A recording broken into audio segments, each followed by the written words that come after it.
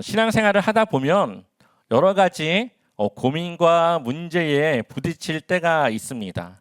그리고 신앙생활에 무엇이 옳고 무엇이 그른지 논쟁 중인 그러한 주제들도 있습니다. 아마 많은 성도님들이 신앙생활을 하면서 술을 마셔도 될까? 담배를 피는 거는 죄일까? 게임은 해도 될까?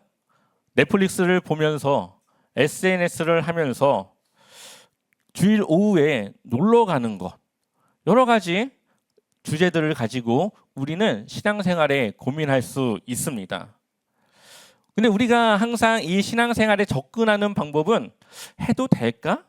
하면 안 될까?이죠. 하면 이게 죄가 될까? 아니면 죄가 되지 않을까? 우린 이 두 가지 질문을 놓고 고민을 합니다. 근데 오늘 이 고린도전서 8장을 보면 바울은 그 질문을 조금 바꿔서 이야기를 하죠. 내가 이걸 하면 성도들에게 덕이 될까? 교회에 덕이 될까? 이제 막 신앙생활을 시작한 사람에게 좋지 못한 영향을 주진 않을까? 라고 하는 고민입니다. 자, 예를 들어 보겠습니다. 술은 마시는 것 자체는 이 성경에서 죄로 규정하고 있지는 않습니다. 각 나라의 문화에 따라서 어떤 나라들은 교회를 다니면서도 음료수와 같이 마시기도 하기 때문에 그렇죠.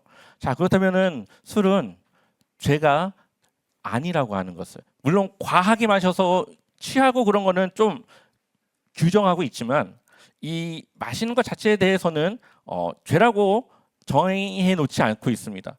그래서 제가 그것을 잘 아니까, 성경에 대해 너무 잘 아니까 저기 포장마차 가가지고 술을 제가 마시고 있습니다. 어떻게 보일까요? 그게 좋아 보일까요? 죄는 아니죠. 그런데 그게 성도님들이 보시기에 덕이 될까요? 아니겠죠. 바로 오늘 고린도전서 8장에서는 이러한 문제를 다루고 있다라는 거죠.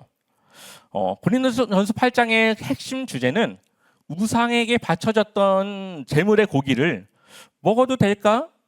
아니면 먹으면 안 될까? 이러한 주제를 담고 있습니다. 그러나 바울은 그것을 먹지 않는 것이 중요한 게 아니라 그것으로 인해 이제 막 신앙을 시작한 누군가에게 실족해 하거나 예수님을 믿는 것에 방해가 된다면 그것은 우리가 포기할 수 있어야 된다라는 내용을 전하고 있습니다. 그리고 이러한 핵심은 고린도전서 전체의 핵심 주제이기도 합니다. 근데 왜 이때 당시에는 고기를 먹는 게 왜 이러한 고민이 되었을까요? 지금은 고기를 먹어도 상관없는데 이때 당시에는 고기를 먹는 것이 굉장히 예민한 문제였습니다. 시대적으로 보게 되면은 이 고린도라고 하는 곳은 상업적으로 발전도 했고 또 바닷가 근처이기 때문에 배들도 이렇게 있는 그러한 곳이었습니다. 그렇기 때문에 사람들은 돈도 많았고 또 돈이 많다 보니까 나름대로 믿는 신들도 많았습니다. 신전들도 많이 지어서 많은 신전의 신들을 섬기고 있었습니다. 근데 그 신들에게 예배를 제사를 드리러 갈 때 뭘 가져갈까요? 고기를 가져가겠죠. 그 고기의 양이 엄청났습니다. 그래서 고기를 일부는 그 우상을 섬기는 신전의 그 사제들이 먹지만 많은 고기들을 소화하지 못하기 때문에 그 고기들이 어디로 가냐? 시장으로 갔어요. 그래서 상인들이 싼 값에 그 고기를 사서 다른 사람들에게 그 고기를 파는 것이죠. 그러니 이때 당시에 사람들은 특히 교회를 다니고 예수님을 믿는 사람들은 고기를 항상 우상에 바쳐진 거 아닌가? 괜찮은가? 이거를 고민하면서 고기를 사야만 했습니다. 그러다 보니까 교회 안에는 두 부류의 성도님들이 있었습니다. 한 부류는 지식이 있는 성도님들. 고기는 우상에게 바쳐졌든 그냥 고기든 그냥 음식이야. 살아계신 분은 하나님 한 분밖에 없기 때문에 우상에게 바쳐진 고기라 하더라도 이것을 먹음으로써 내가 아무런 영향도 어떠한 그러한 능력도 없는 그냥 음식일 뿐이야 하면서 고기를 먹는 사람도 있었습니다. 또 한 부류는 우상을 숭배하다가 이제 막 신앙을 바꿔서 예수님 믿게 된 사람들 중에 우상에 바쳐진 고기를 먹는 것은 그 우상을 섬기는 행위와 같은 것으로 생각이 되기 때문에 그것을 먹는 것이 꺼려지고, 또 그것을 먹는 것이 내가 또다시 그 우상을 믿게 되는 건 아닌가라고 하는 고민을 가진 성도님들도 있었습니다. 그리고 이 두 부류의 성도들은 교회 안에 무엇이 옳은지 무엇이 잘못된 것인지를 놓고 논쟁하고 갈등하고 그렇게 서로 좋지 못한 관계 가운데 있었다라는 거죠. 아무것도 아닌 것 같은 고기가 그 교회를 갈라지게 하고 깨어지게 하고 있다라는 겁니다. 그래서 바울이 그 문제에 대해서 고린도전서의 편지를 통해 이야기를 하는 것이죠. 우리 한번 고린도전서 8장 1절의 말씀을 한번 읽어볼게요. 함께 읽어보겠습니다. 우상의 제물에 대하여는 우리가 다 지식이 있는 줄을 아나.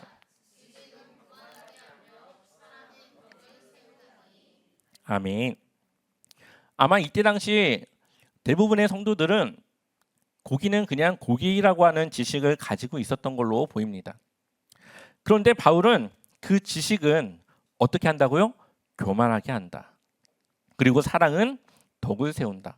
여기서 말하는 것은 지식을 갖지 말라는 것이 아니라 지식이 있어도 거기에 사랑이 함께하지 않으면 교만일 뿐이고 그것은 그 교회에 좋은 영향이 될 수 없다라는 것을 말하고 있죠. 지식보다 더 중요한 것은 바로 사랑이라는 겁니다. 나만 생각하는 것이 아니라 함께하는 공동체를 생각하는 것. 나의 믿음의 중심으로 기준을 세우는 것이 아니라 이제 막 예수님을 믿기 시작한 한 성도의 그 연약한 믿음을 먼저 배려하는 것. 그것을 먼저 생각하는 것. 이것에 대해서 말하고 있습니다. 여기서 말하고 있는 죄도 아니고 악도 아닌 것. 이러한 문제를 아디아포라라고 이야기를 해요. 헬라어로 아디아포라라고 이야기를 합니다. 그래서 성경에서 규정해 놓지 않은 겁니다.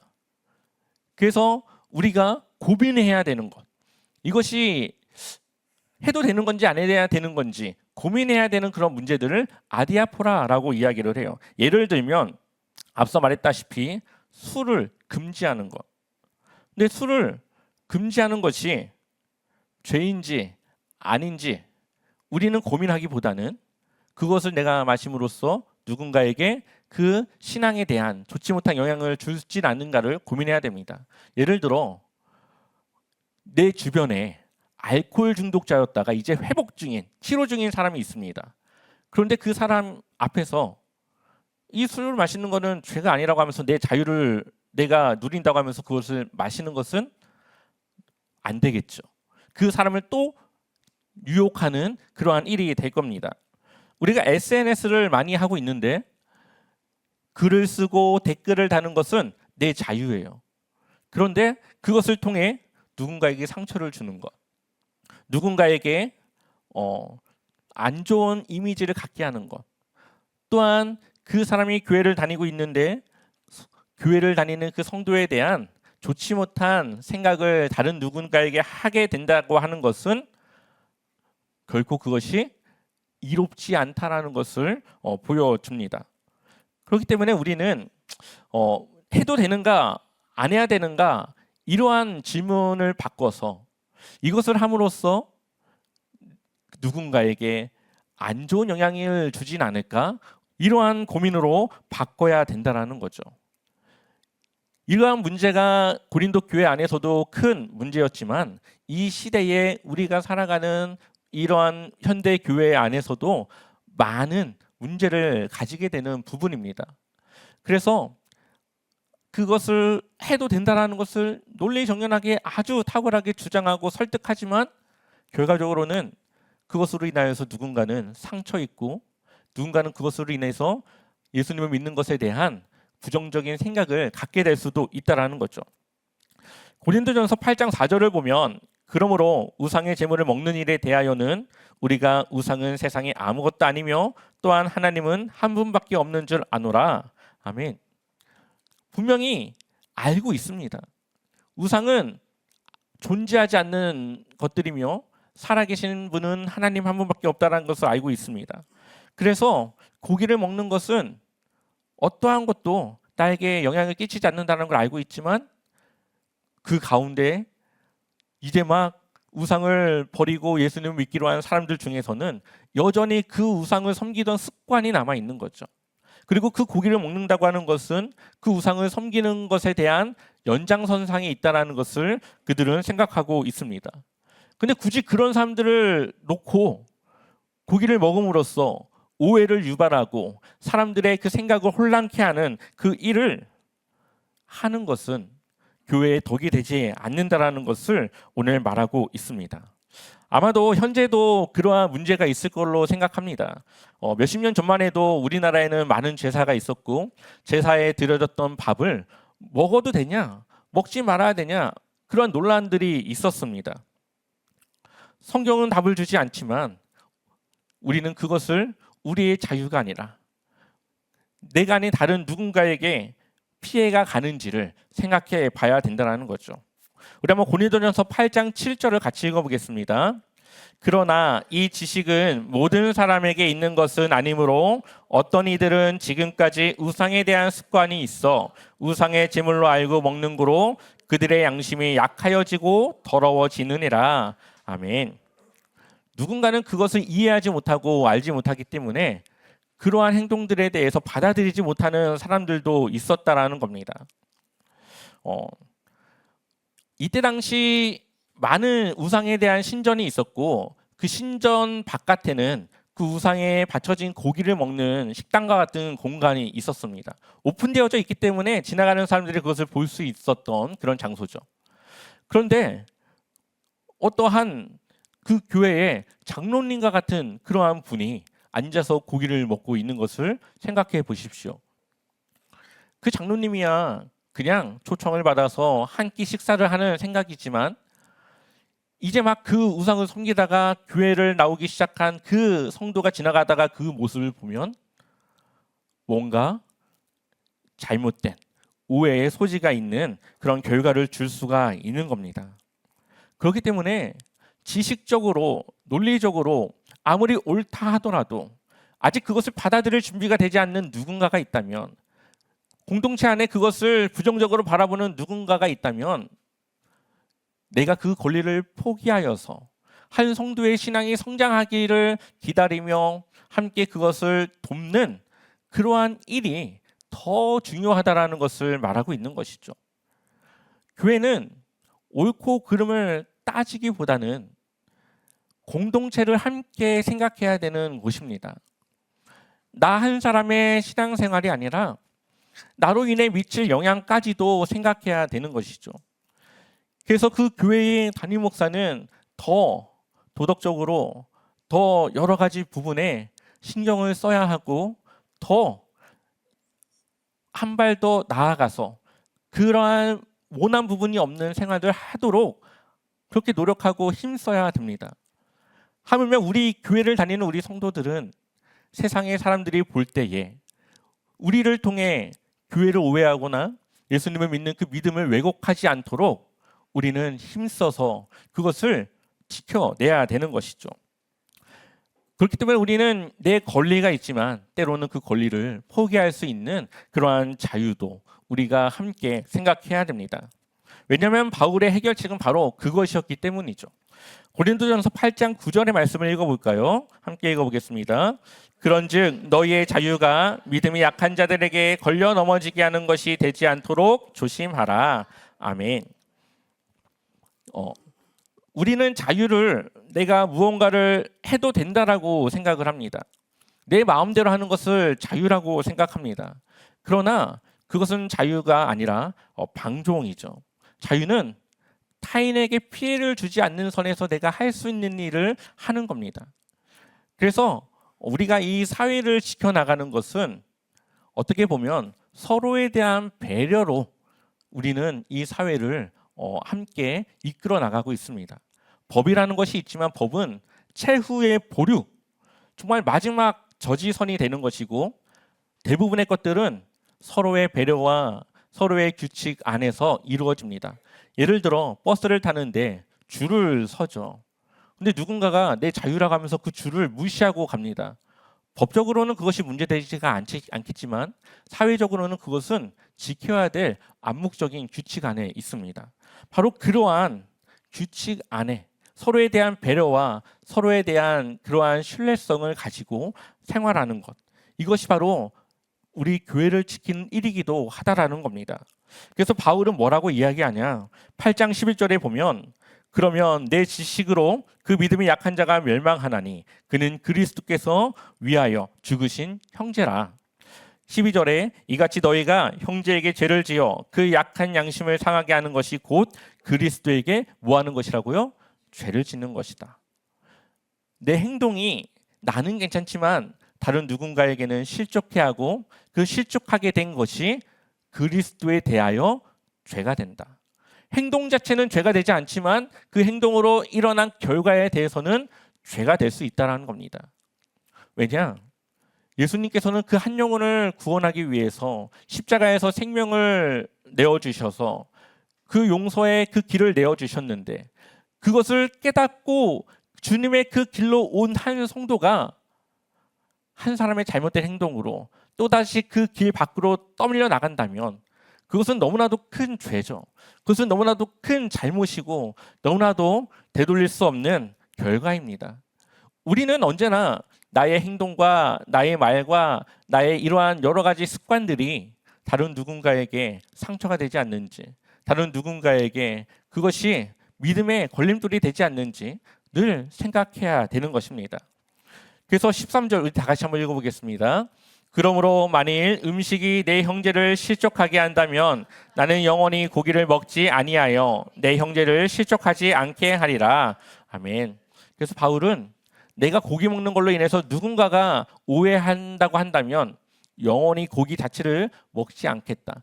그래서 누군가 그 오해를 갖는 것을 아예 차단하겠다고 이야기를 하고 있죠. 바로 그것이 예수 그리스도께서 우리에게 전해주시는 사랑입니다. 자신의 권리를 포기하여 한 영혼을 살리는 것이 바로 주님께서 우리에게 주신 사랑입니다. 빌립보서 2장 6절을 보면 그는 근본 하나님의 본체시나 하나님과 동등됨을 취할 것을 여기지 아니하시고 하나님이신데 하나님의 자리를 포기하시고 7절을 보면 오히려 자기를 비워 종의 형체를 가지사 사람과 같이 되셨고 8절에 사람의 모양으로 나타나사 자기를 낮추시고 죽기까지 복종하셨으니 곧 십자가에 죽으심이라. 아멘. 하나님은 하나님으로서 그 자리를 지킬 권리가 있었습니다. 그런데 그 권리를 포기하고 종의 형체, 사람의 육신을 입고 이 땅에 오셔서 많은 고통과 비난과 또한 생명을 내어주기까지 복종하고 순종하셨습니다. 그 이유는 예수님이 아니라 우리를 살리기 위한 그 사랑이었죠. 예수님의 그 사랑을 생각한다면 우리가 고기를 먹지 않는 것, 내가 다른 누군가를 위해서 무언가를 좀 그 권리를 포기하는 것, 그것은 그렇게 어려운 일이 아닐 겁니다. 예수님의 사역을 보게 되면 예수님은 그때 당시에 있었던 율법을 지키는 것보다 한 영혼을 사랑하는 것에 더 큰 관심이 있었습니다. 그래서 가늠하다 잡힌 여인의 그 죄를 묻는 것이 아니라 그 여인을 다시 한번 새로운 삶을 살아갈 수 있는 길을 내어주셨습니다. 안식일에 병자를 고치는 것은 그때 당시 불법이었지만 예수님은 그 자들을 고치는 것이 사랑이라고 이야기하며 그것을 넘어 사랑을 보이셨습니다. 우리는 바로 지식을 넘어 지식보다 더 중요한 그 사랑을 먼저 생각해야 되는 것이죠. 오늘 우리가 함께 나눈 이 말씀은 우리 그리스도인의 모든 삶의 영역에 적용될 수가 있습니다.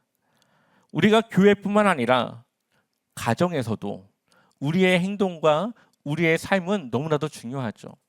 혹시 우리의 가정에 교회를 다니지 않는 누군가, 아니면 교회를 다니지만 여전히 신앙이 미약하여 아직 예수님을 잘 모르는 누군가가 있다면 그 사람이 믿음을 갖는 것은 나를 통해 하나님을 믿는 그 성도의 그 믿음이 어떠해야 되는지를 보여주는 나를 통해 그 믿음을 가질 수가 있습니다.